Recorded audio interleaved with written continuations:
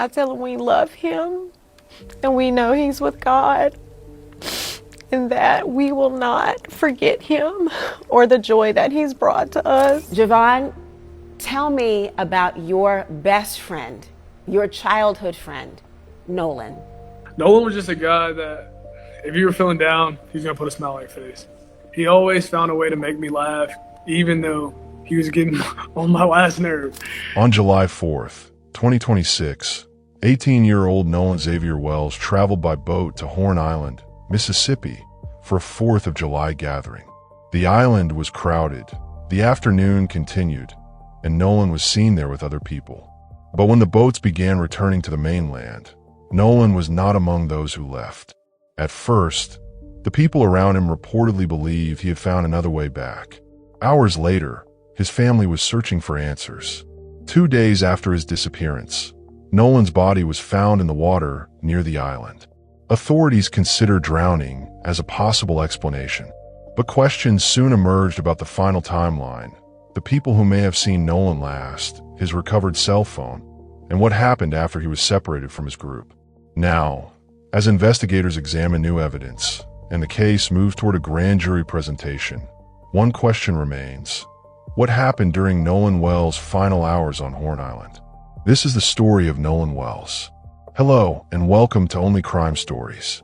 Before we continue, please don't forget to like, comment, and subscribe so you never miss a new case.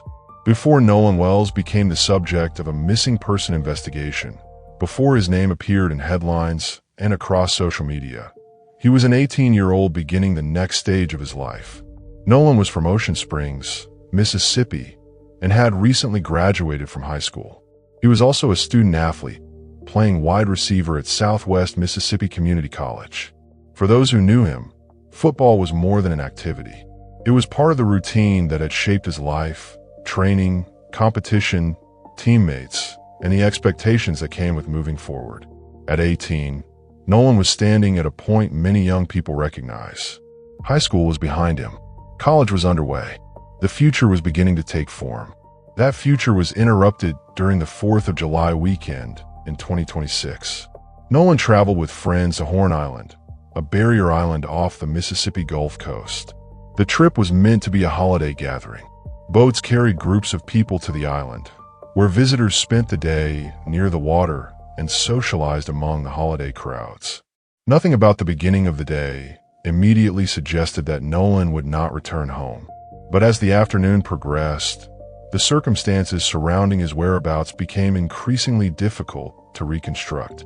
At some point, Nolan was separated from the group he had arrived with. The people who had been with him eventually returned toward the mainland, reportedly believing that Nolan had another way back. That assumption would become one of the central points in the investigation, because when Nolan did not return, his family began searching for him. And the questions that followed were no longer about where an 18-year-old had gone during a holiday trip. They were about the last confirmed moments anyone could account for. To understand how those questions began, it is necessary to go back to Horn Island and to the day Nolan Wells was last seen alive. Officials say that Nolan Javier Wells was found dead just offshore yesterday, 2 days after vanishing during that 4th of July trip. Now investigators are trying to figure out what happened. Our Alex Perez is on the story. The desperate search for answers in Mississippi after the death of 18-year-old Nolan Wells, authorities recovering a body believed to be the teen. Investigators and volunteers from the Cajun Navy spent the weekend urgently searching for Wells after he vanished from Horn Island on July 4th. Nolan Wells was on a boat. He left from a private dock area in the Ocean Springs area and proceeded with his friends to Horn Island. Wells was visiting the barrier island 10 miles from the Gulf Coast, boating with friends, last seen about 3 p.m. Saturday. They left and went back without Nolan. From what we understand, he chose to stay there. Later that night, when he didn't return home, his mother reporting him missing to police, then quickly taking to social media, posting pictures of the teen pleading for help finding him. The heartbreaking discovery made about 8:45 Monday morning when authorities say the Mississippi Community College wide receiver's suspected body was found in the water just off the shore. His mother writing, "His father, our family, friends, and I are absolutely devastated. describing Wells as a sweet son who was always willing to cheer and uplift others. Now, investigators say they suspect he drowned, but they're still interviewing friends who were with him as they work to pinpoint what exactly happened. That's why we're still asking for information if anybody has anything. Horn Island sits off the Mississippi Gulf Coast, separated from the mainland by open water. Reaching it requires a boat, which means that once visitors arrive, leaving depends on transportation, timing, and the people around them. On July 4th, 2026, the island became a destination for holiday gatherings. Multiple boats brought groups of people to the area, creating a busy environment along the shoreline. Nolan Wells was among those who traveled there with friends. The afternoon unfolded around the water. People gathered, socialized, and moved through different areas of the island. Nolan was seen during the day, including near the northwestern part of the island. At one point, reports placed him speaking with a young woman. Then the situation changed. As the group he had arrived with prepared to leave, Nolan was reportedly not with them. The explanation given was that he had another way to return, possibly with someone from another boat. But that detail was never fully resolved. Who was supposed to take Nolan back? Had a ride actually been confirmed? Did everyone understand where he was before the group departed? Those questions would later become central to the investigation. The boat eventually left the island without Nolan. At the time, the people who had been with him reportedly believed he would make his own way back to the mainland. But Nolan did not return home that night. And somewhere between the last confirmed sighting on Horn Island and the moment his absence became an emergency, a crucial part of the timeline remained unclear. By the time the boat reached the mainland, Nolan Wells was no longer with the group he had arrived with. According to the reported account, those who had been with him believed he had arranged another way back. That assumption meant there was no immediate understanding that Nolan might still be on the island. The significance of that decision would only become clear later. Nolan's family expected him to return, but as the hours passed, he did not come home. There was no confirmed arrival, no clear explanation of where he was, and no certainty about who had last been responsible for seeing him leave Horn Island. The timeline was beginning to divide into two separate parts. On one side was what people believed had happened. Nolan remained behind and would eventually find transportation back. On the other was what could actually be confirmed. Nolan had been seen on the island. The group had departed, and his whereabouts afterward were unknown. That distinction became increasingly important. The island was surrounded by water. Any attempt to leave required transportation, and the holiday gathering meant numerous people had been moving through the area. Somewhere within that activity, Nolan's movements after his last confirmed sighting were no longer accounted for. As the night continued, the uncertainty became a missing person situation. At approximately 11 p.m. on July 4th, the U.S. Coast Guard was notified about a person missing near Horn Island. The search that followed would involve multiple agencies and cover both the island and surrounding waters. Once Nolan Wells was reported missing, the investigation shifted from reconstructing his plans to locating him. Search teams began focusing on Horn Island. The area presented an immediate challenge. Nolan had disappeared from a remote location accessible primarily by boat, while the surrounding environment included open water, shoreline, and changing conditions that could affect the search. Multiple agencies became involved, including the Jackson County Sheriff's Department, the Mississippi Department of Marine Resources, the U.S. Coast Guard, and National Park Service personnel. Volunteer search and rescue groups also joined the effort. Teams examined areas around the island and searched nearby waters, attempting to determine whether Nolan had remained on Horn Island, entered the water, or somehow reached another location. At the same time, investigators had to work backward through the events of the previous day. They needed to establish where Nolan had been seen, who had been with him, and whether anyone had information that could explain his movements after the group departed. The search continued through July 5th. But by the following day, the investigation took a different direction. A National Park Service ranger searching near the northwestern end of Horn Island discovered something in the water. It was the discovery that would end the search for Nolan Wells, but begin a much more difficult investigation into how he died. On July 6th, the search reached the northwestern end of Horn Island. A National Park Service ranger located a body in the water near the island. At that point, investigators were still searching for Nolan Wells, who had been missing since the 4th of July. The discovery immediately changed the nature of the case. The search was no longer focused only on finding an 18-year-old whose whereabouts had become unknown. Investigators now had to determine whether the person recovered from the water was Nolan, and, if so, what had happened before his death. The body was later identified as Nolan Wells through dental records. That confirmation established the outcome of the search, but it did not answer the questions surrounding his final hours. Where had Nolan been after he was last seen? How long had he remained on or near the island? And what had happened between the time he was separated from his group and the discovery of his body? Investigators initially considered drowning as a possible explanation, but a possible explanation was not the same as an official determination. The cause and manner of death still required medical examination. An autopsy was conducted and toxicology testing. The search had ended. Now, the investigation had to determine exactly what the evidence could establish and what it could not. With Nolan Wells identified, the next stage of the investigation moved to the medical examiner's office. An autopsy was conducted to determine what could be established about his death. Investigators needed more than the location where Nolan was found. They needed medical evidence that could help explain what happened to his body before it was recovered. At the time, drowning remained one possible explanation under consideration. But the official cause of death had not yet been released, and the manner of death had not been publicly determined. Toxicology testing was also pending.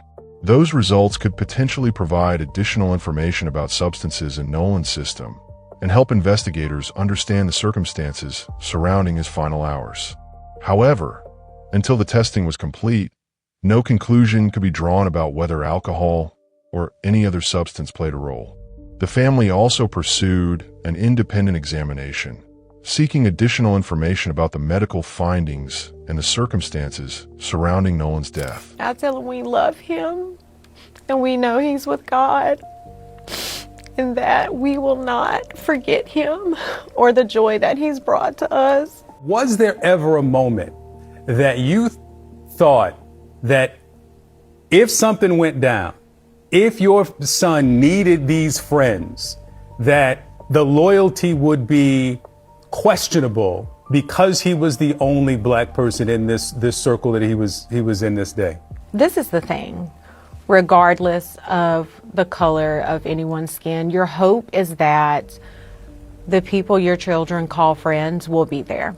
Like, that is any parent's hope, right? What do you make of the explanation that it was because of a pump malfunction that they left? I would not leave anyone else's child on an island. I would not leave anyone else's child stranded. You can give all the excuses you want, but you do not leave someone else's child anywhere. You started to talk about Nolan and you said was, and then you corrected yourself and said is. Yes. Tell me why. Still early in grief, right? So we're kind of back and forth. Before we came here, it was our youngest looks just like him. So just calling him Nolan and just still feeling his presence. So he may not physically be here, but he's still here with us. I would not be able to sleep at night. I mean, I can't right now, definitely we can't, but I definitely would not be able to, knowing that I didn't do everything as his mother to ensure that I knew what happened to him. And that's all we're asking for, is we're asking for answers. While the official results remained pending, attention increasingly turned away from the water itself and toward the events that came before Nolan was found. As investigators worked to reconstruct Nolan Wells' final hours, attention turned to an object that could potentially provide a digital record of what happened. His cell phone had reportedly been recovered from the boat. That detail raised questions about Nolan's movements after he was last seen on Horn Island. If the phone had remained on the boat, then it could potentially help establish where Nolan had been before the group departed, and what information might have been recorded before that point. The device could contain messages, photographs, location data, application activity, or other digital information connected to the hours leading up to Nolan's disappearance. But the phone also became a source of concern for Nolan's family. They questioned its location and raised concerns about what information it might contain, including whether communications or other data could help clarify the timeline. The family wanted the device examined as part of a broader effort to understand what happened. The significance of the cell phone was not that it automatically held the answer. Its importance was that digital evidence can sometimes establish details that memory cannot. When a message was sent, where a device was located, or what activity occurred before a person disappeared. As the investigation continued, the question became whether Nolan's phone could help fill the gap between his last confirmed sighting and the moment he was found. And while the family sought answers from the device, they were also beginning to question the larger investigation surrounding it. As the investigation continued, Nolan Wells' family began examining the circumstances surrounding the case more closely. Their questions focused on the timeline. They wanted to understand what happened after Nolan was last confirmed to be on Horn Island, how the decision was made to leave without him, and what information existed about his movements afterward. The family also questioned whether the available evidence had been examined thoroughly. Their concerns extended beyond the circumstances of Nolan's disappearance to the way the investigation itself was being handled. For them, the central issue was not simply where Nolan was found. It was whether the events leading to that discovery had been fully reconstructed. That meant examining witness accounts, the movements of the people who had been on the island, photographs and videos from the holiday gathering, and the digital evidence connected to Nolan's phone. The family's questions did not establish what had happened to Nolan, but they highlighted the gaps investigators still needed to address. Who had seen him after the last confirmed sighting? Had anyone witnessed an argument or disturbance?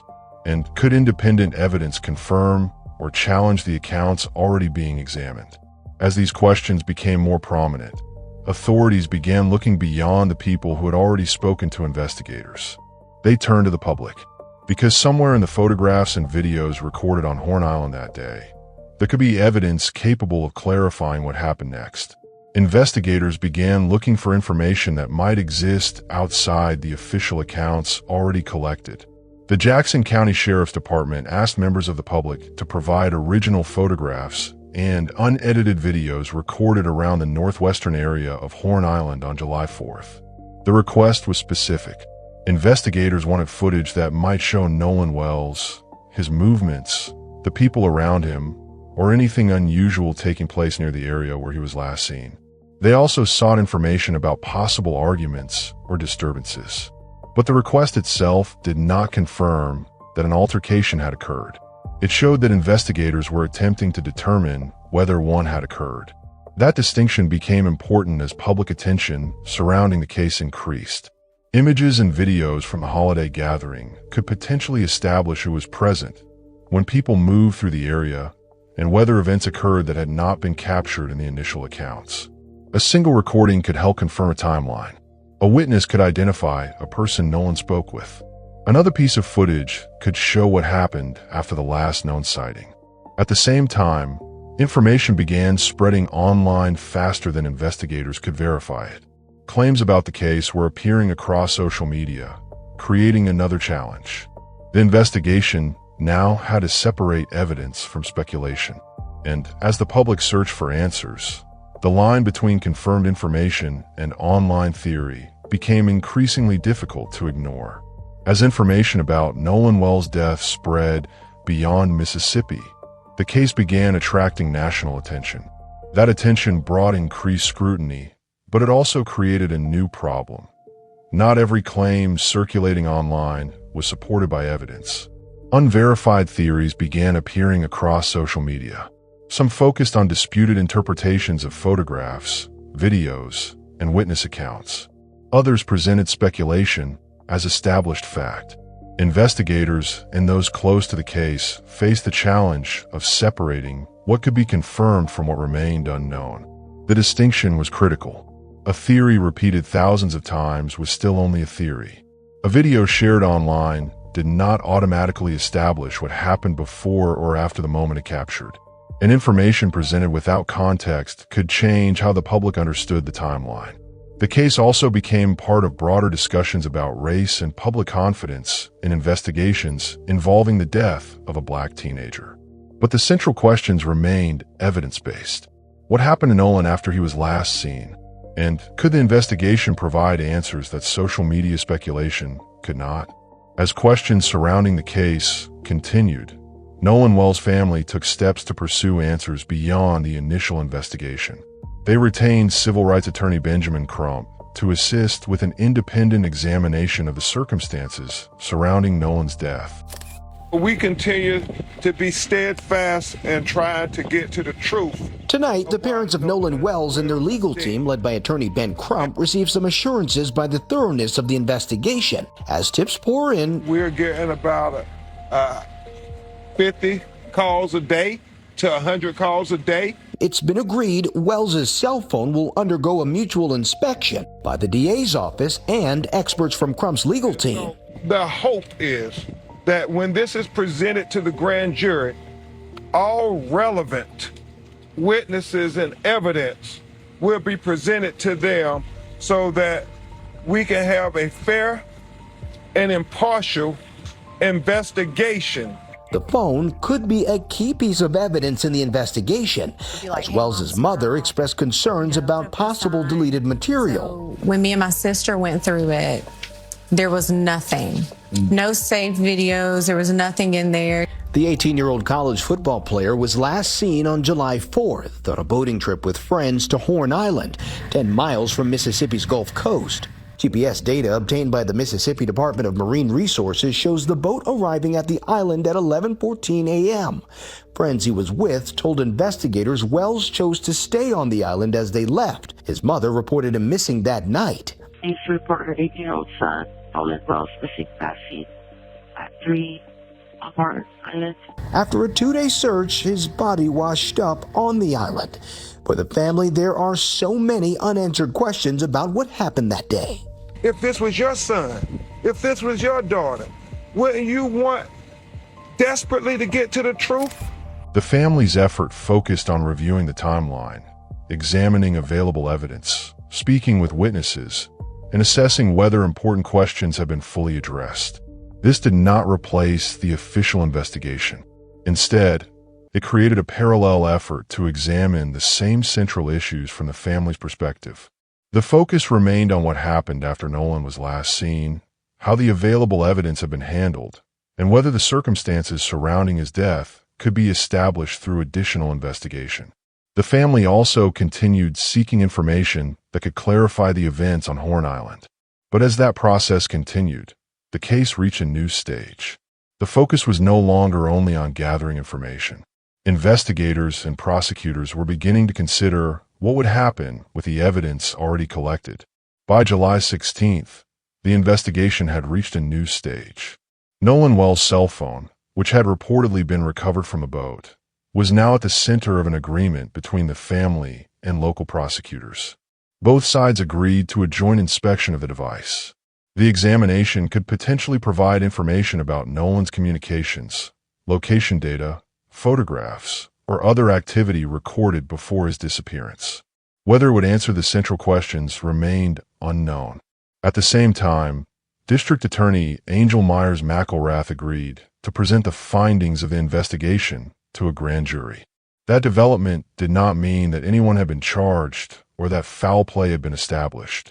It meant the evidence gathered during the investigation would move toward a formal legal review. The autopsy and toxicology results were published online. For the first time, the investigation was moving toward several possible answers at once. But the most important questions remained unresolved. Thanks for watching. Don't forget to like, comment, and subscribe for more true crime stories. See you in the next case.